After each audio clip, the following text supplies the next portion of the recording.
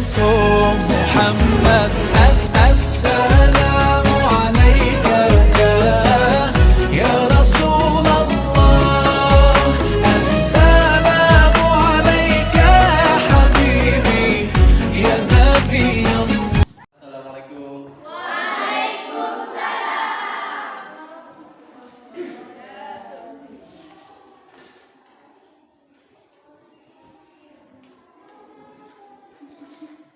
Sudah ada apa kabar semuanya? Baik. Sehat semua? Sehat. Alhamdulillah ya.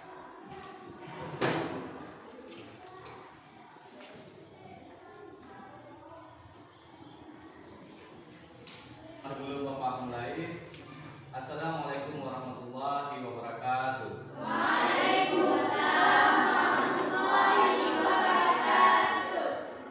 Baik, untuk hari ini kita masuk proses pembelajaran tentang salat berjamaah.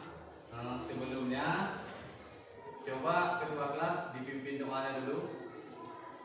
Bismillahirrahmanirrahim. Alhamdulillahirabbil alamin. Ar-Rahmanir-Rahim. Maliki yaumiddin. Iyyaka na'budu wa iyyaka nasta'in. Ihdinas siratal mustaqim. Siratal ladzina an'amta 'alaihim ghairil maghdubi 'alaihim waladdallin.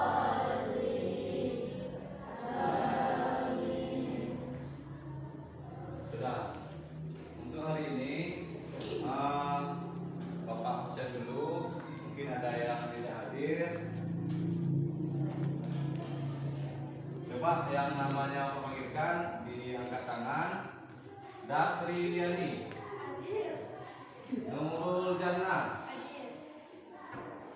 Bina ada, Nailil Baria, Nadia, Fitriani, ada datang. Karena alhamdulillah ada sebagian yang dari kawan-kawan kalian ada yang datang sakit, ada yang minta izin. Sudah, sebelum kita Bapak lanjutkan proses pembelajaran tentang sholat berjamaah, kira-kira masih teringat dengan proses pembelajaran yang minggu lalu tentang sholat.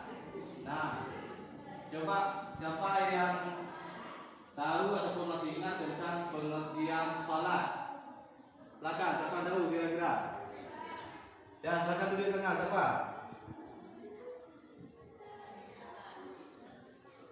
Yang tahu pengertian tentang sholat? Ya, silakan. Sholat secara bahasa berarti berdoa, sedangkan secara istilah dimulai dengan takbiratul ihram dan diakhiri dengan salam. Ya, bagus ya. Nah, yaitu coba tepuk tangannya. Betul ya. Memang anak-anak Bapak walaupun sudah 1 minggu belakang masih teringat, karena ilmu itu memang ketika memang sudah kita pelajari, kita harus selalu mengingatnya. Jangan pas gitu kita belajar hari ini nanti keluar pintu langsung lupa. Nah itu sudah bagus ya. Pengertian daripada salat itu secara bahasa adalah doa. Secara istilah diawali dengan apa tadi ya?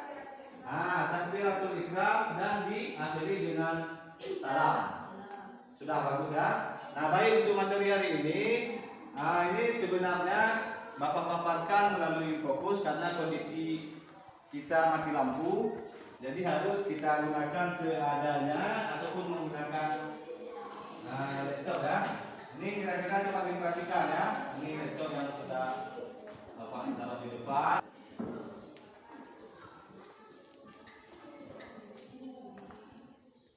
Nah, nampak? Nah, bagus ya. Nah, sekarang coba diperhatikan. proses ataupun materi pembelajaran tentang sholat berjamaah. Nah, materi tentang sholat berjamaah. Nah, sebelum Bapak lanjutkan, kira-kira ada yang tahu apa itu sholat berjamaah? Ya, silakan saya Syarif. Salat berjamaah adalah salat yang dikerjakan bersama. Artinya salat sendiri dikerjakan secara sendiri. Bagus ya? Ya. Nah, salat berjamaah itu salat yang dikerjakan secara bersama. Nah, tadi udah dijawab terus tentang salat sendiri. Bapak nggak tanya apa perbedaan, bukan perbedaan padanya, tapi tentang pengertian salat berjamaah. Nah, bagus. Kalau bisa juga Pak coba diperhatikan di depan secara pengertian yang disampaikan saya cari tadi. Nah, secara pengertiannya salat berjamaah itu adalah salat yang dilakukan oleh dua orang atau lebih secara bersama-sama. Nah, secara bersama-sama dilakukan. Seandainya kita kerjakan sholat secara bersama-sama, tapi bukan dalam arti kata sholat berjamaah, itu juga tidak bisa dikatakan sholat berjamaah.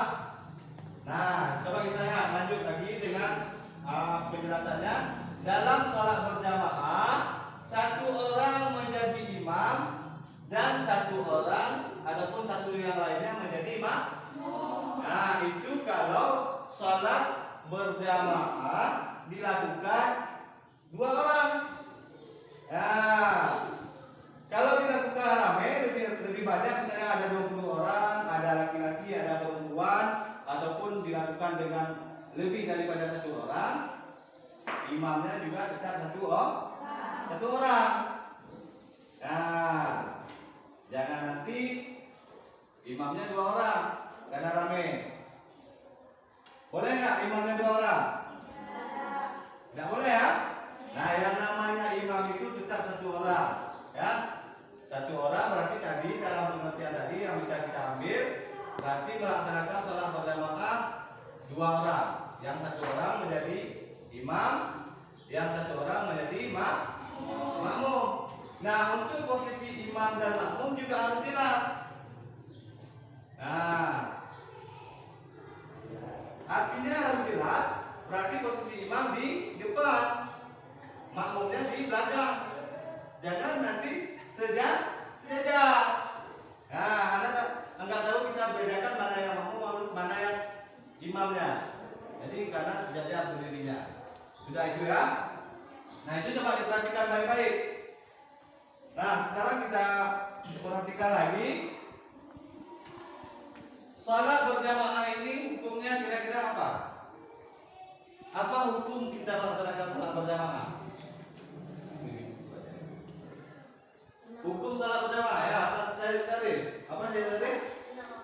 Sunat makan. Bagus ya? Kemudian saya cari. Sunat makan. Apa arti sunat makan saya cari? Ya, bagus. Sunat yang dikuatkan. Sunat yang dikuatkan keimanannya ataupun pahalanya mendekati pahala. Nah, dalam anjuran Rasulullah SAW dalam pelaksanaan sholat berjamaah ini dijelaskan bahwa sholat berjamaah itu diberikan kelebihan 27 derajat atau 27 pahalanya dilebihkan daripada sholat sendiri. Nah, itu paham Jui?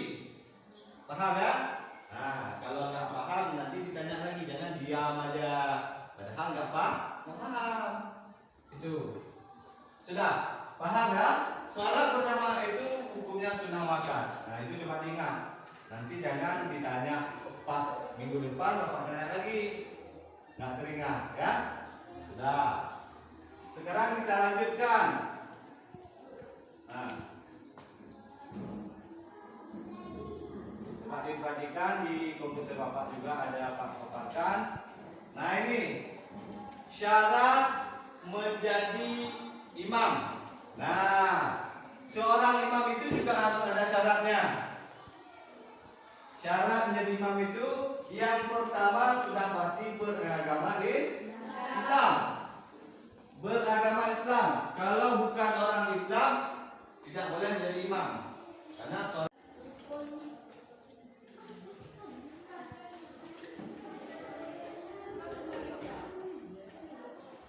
Apa beda rukun sholat berjamaah dengan rukun sholat lima waktu? Nah, sudah itu kawan kita tadi ada yang bertanya apa perbedaan rukun sholat berjamaah dengan sholat 5 waktu. Nah, kira-kira ada yang bisa menjawab? Coba, siapa nih Nazmi ya, silakan. Sama itu ada 13. Apa tadi bilang? Salat sama ya. Salat rukun salat 5 waktu dengan rukun salat berjamaah itu sama jumlahnya 13. Itu nggak ada beda. Paham ya? Bagus ya? Tadi sempat ada dia. Tepuk tangan buat tadi. Sudah. Sekarang kita lihat yang selanjutnya. Nah, syarat menjadi makmum. Gitu ya. Syarat menjadi makmum. Yang pertama berniat mengikuti imam. Nah, misalnya kita mau salat zuhur. Tujuan salat zuhur kita mengikuti dengan salat berjamaah. Nah, otomatis niatnya harus niat salat berjamaah. Ketika kita salat berjamaah itu ada imam, berarti niat kita mengikuti imam. Kalau imamnya salat zuhur, kita juga harus salat zuhur. Jangan kita salat asar. Nah, misalnya kita berdiri langsung berdiri di belakang. Usolli fardhal asri. Padahal imamnya niatnya tadi usolli fardhal zuhri. Salat zuhur, imamah. Nah, jadi seorang imam itu harus mengatakan imamah. Jadi seorang imam. Sedangkan kita pas itu kita ikut di belakang niatnya salat asar. Itu nggak boleh. Paham ya? Harus juga dengan mengikuti imam dengan salat zuhurnya. Paham ya? Sudah itu mengetahui segala gerakan imam. Nah, ini juga seorang makmum itu juga harus paham dengan gerakan yang dilakukan oleh imam. Nah, jangan sempat nanti nggak paham, kita sholatnya model tutup aja, imamnya sudah rukuk, kita masih berdiri, imamnya sudah sujud, kita baru rukuk, ya kan? Ataupun imamnya belum rukuk, kita sudah rukuk. Udah duluan kita. Nah, itu nggak boleh. Harus mengetahui gerakan imam. Paham kan? Paham. Bagus ya. Yang selanjutnya, tempat berdiri makmum tidak boleh lebih depan daripada imam. Nah, itu tadi sudah saya jelaskan ya. Posisi imam itu harus di depan, makmum harus di belakang. Nah, jadi otomatis makmumnya tidak boleh lebih depan daripada imam. Itu ya. Sudah. Coba diperhatikan Bapak, ini Bapak ada tugas. Jadi yang kelompok sudah Bapak bagi tadi, ini coba dikerjakan tugas yang Bapak berikan dengan serius dan benar ya.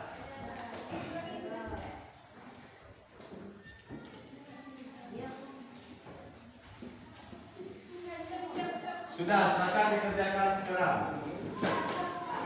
Coba kerjasamanya yang bagus, jangan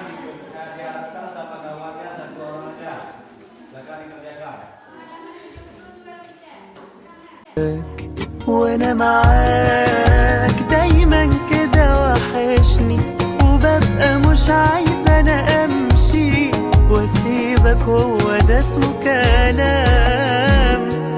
وانا معاك بحس الدنيا في ايديا، ما بقتش عايزة انا حاجة تانية. Berhubung waktunya sudah habis, ya jadi untuk proses pembelajaran hari ini kita ambil salah kesimpulannya, yaitu yang pertama salat berjamaah itu salat yang dikerjakan secara bersama-sama, dua orang atau lebih, yang satunya menjadi imam dan yang lain menjadi makmum. Nah, sudah paham mengenai apa? Nah, baik, kalau sudah paham, kira-kira ada yang bertanya sebelum kita tutup dengan doa? Silakan kalau ada yang bertanya. Atau sudah mengerti semua? Sudah ya, sudah mengerti semua. Baik, untuk hari ini karena waktunya sudah habis, sebelum kita tutup, coba ketua kelas dipimpin dengan doa.